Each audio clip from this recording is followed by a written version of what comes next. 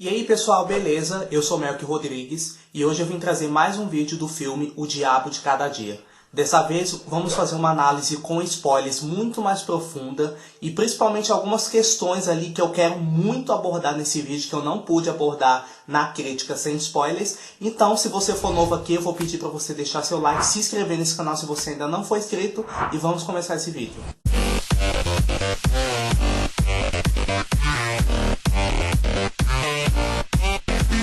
Então, pessoal, primeiramente, para deixar claro logo aqui de cara, é que eu não li o livro O Mal Nosso de Cada Dia, porque, infelizmente, os Correios ainda estão de greve, então eu queria muito ter lido antes de ter estreado o filme. Aconteceu a mesma coisa com o outro, Estou Pensando em Acabar com Tudo, eu queria ter lido o livro antes, mas acabou que não consegui, mas eu pretendo ler ainda. E também não tem em formato e-book, eu já procurei, não achei.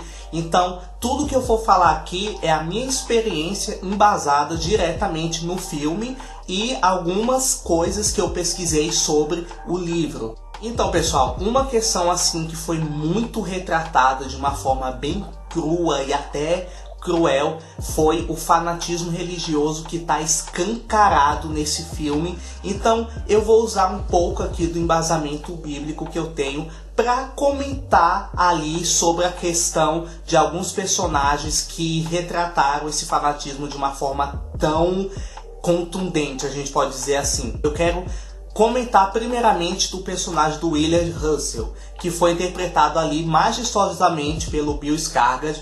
E eu vou ser sincero pra vocês, galera, foi o personagem que eu mais gostei e que mais me surpreendeu. Eu estava esperando muito mais dos outros personagens, dos outros atores. Eu achava que ele ia ter bem pouco tempo de tela, ele teve mais tempo de tela do que eu pensei. E foi o personagem que eu mais gostei. E o primeiro sacrifício de tolo, a gente pode usar esse termo em questão de religiosidade, partiu dele, pelo menos ali no filme, depois que ele conheceu a Charlotte, eles se casaram, tiveram o Harvey. A Charlotte estava sofrendo com um câncer, então ele não queria aceitar de maneira nenhuma que a Charlotte morresse. Então, para isso, ele meio que ofereceu um sacrifício a Deus, o cachorro Jack.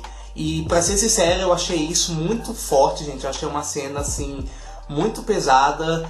Então, esse foi o primeiro relance assim de fanatismo que eu vi nesse filme que foi ali mostrado. Ele queria oferecer para Deus a vida do cachorro, né, do Jack, em troca da vida da esposa dele. Acabou que não adiantou de nada, porque a Charlotte morreu do mesmo jeito. Aquilo gerou tanta culpa, tanto remorso no William, que ele acabou se matando. E o Harvey encontra ele ali, ele cortou os pulsos e aquela coisa, e acaba que o Harvey vai parar na casa da avó dele, a Emma, e é criado por ela e pelo tio dele. Outro personagem que, na minha opinião, esse sim, foi o ápice do fanatismo religioso, da inconsequência, da imoralidade. Pra mim, esse foi o pior, que foi o Roy.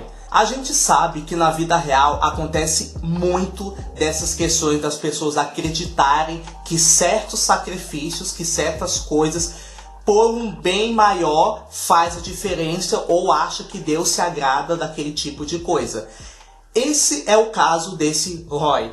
O primeiro exemplo é quando ele está lá pregando ali na igreja, que ele derrama as aranhas em cima dele, dizendo que nenhum mal fará a ele, porque antes ele tinha medo de aranha, só que Deus o libertou disso e disso aquilo.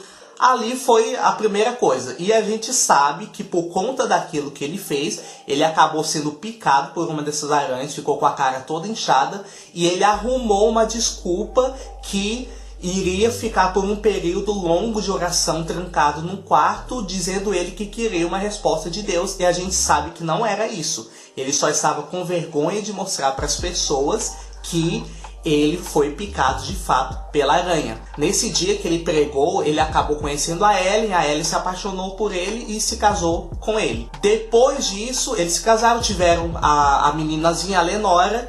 E aí que foi o cúmulo do absurdo. E quando a gente achava que as aranhas já tinha sido o ápice dele, ele, um certo dia, leva a Ellie para um lugar na floresta, deixa a Lenora ali com a Emma, e ele mata a Ellen com uma chave de fenda. O pior de tudo, que ele matou ela com a intenção de tentar ressuscitar ela, porque segundo ele ouviu um chamado de Deus e, de acordo com esse chamado, ele poderia curar enfermos e ressuscitar os mortos. Burro. E o pior, assim, que tem tantas pessoas na nossa atualidade que tem um pensamento assim tão turvo, tão parecido quanto o desse Roy, claro que não tão exagerado quanto no filme, óbvio, mas eu vejo muitas coisas, porque aqui, né, principalmente vou citar o Brasil como exemplo, a gente vê a história da vassoura ungida, a gente vê a história da caneta ungida, do pastor que não pode pisar os pés no chão, ele tem que pregar em cima dos seus fiéis, porque segundo ele a terra está contaminada.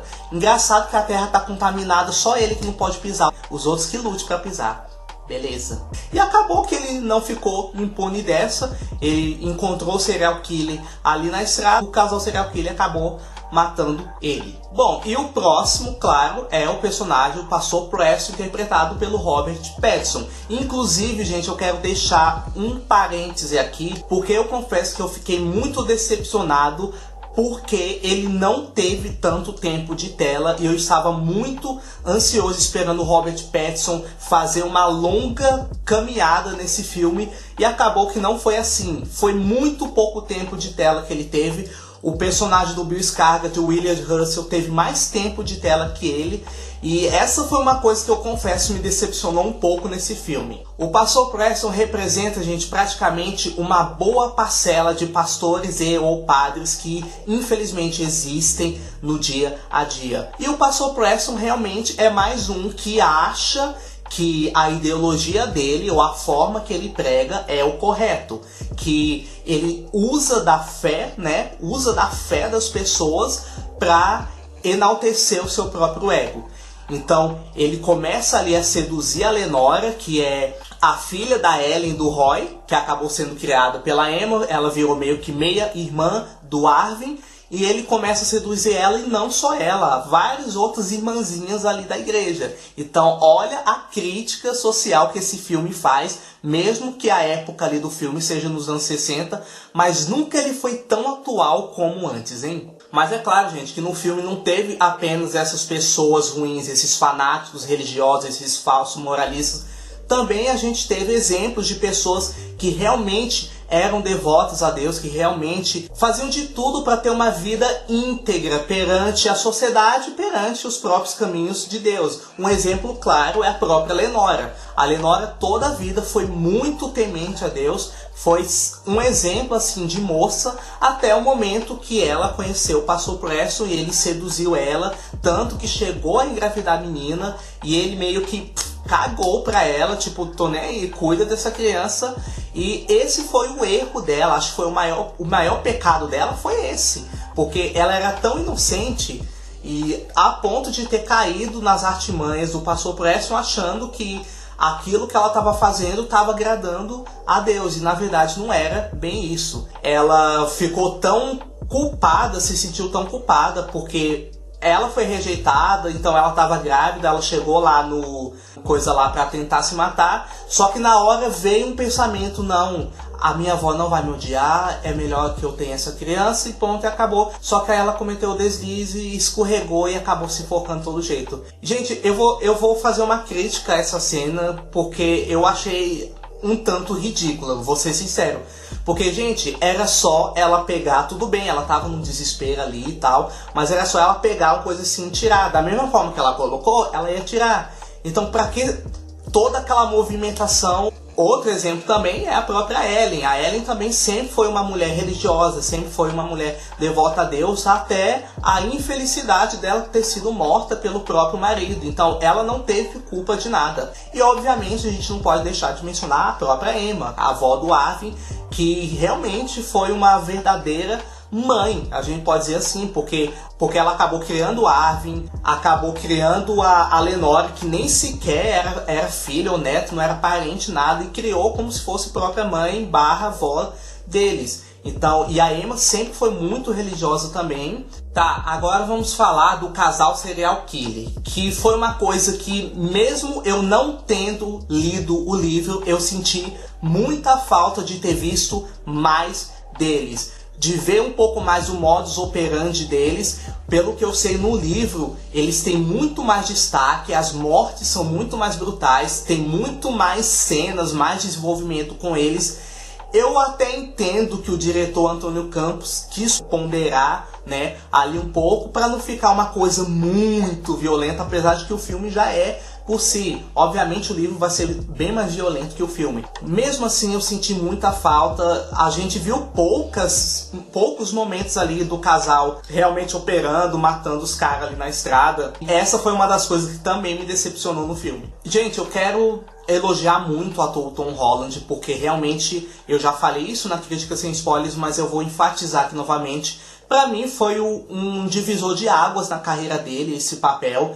Totalmente diferente, personagem muito mais maduro, que exigiu muito mais dele, destruiu mesmo nesse filme, eu gostei pra caramba. A trajetória do personagem dele foi muito interessante, apesar de algumas idas e vindas que meio que a narrativa ali não conseguiu cobrir muito bem, mas a gente releva, só que o personagem dele sempre muito presente, sempre muito operante, por sinal.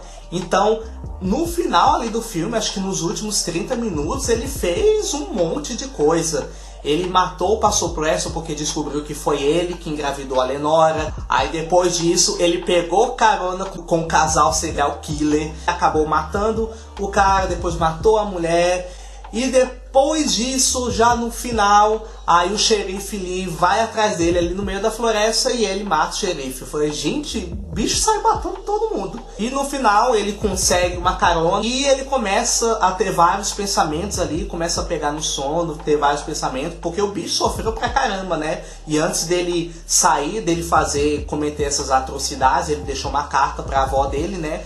Que talvez ele nunca mais vai retornar por conta disso. O mais interessante é que essas mortes que o Arvin, né, cometeu são até justificáveis, porque ele só matou gente que não prestava de fato. Não tô dizendo que foi o certo, mas essas pessoas que ele matou teve uma justificativa. Ele não matou por matar. Bom, então é isso, galera. Espero que vocês tenham gostado. Eu sei que foi um vídeo um pouquinho longo e um pouquinho pesado até, mas enfim, deixa seu like aqui embaixo, seu comentário, o que você achou do filme, se você já assistiu, se você não assistiu. Não se esqueça de se inscrever nesse canal, ativar o sininho das notificações, porque assim, sempre que sair um vídeo novo aqui, você vai ser notificado. Beleza? Um beijão e até a próxima.